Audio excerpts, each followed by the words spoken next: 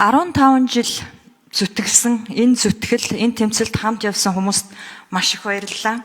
Тийм учраас өнөөдөр 3.5 тэрбумын орлоготой 6.3 их найдын татвар төвлөрүүлдэг ийм том үндэсний хэмжээний компанийг Монгол улсдаа авч үлдэж чадсан юм.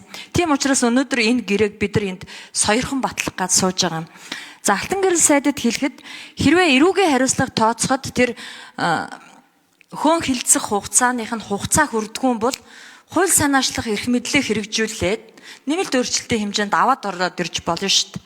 Бид нар заавал хин нэг цололчоод зөв буруугийн заавал тогтоох ёстой.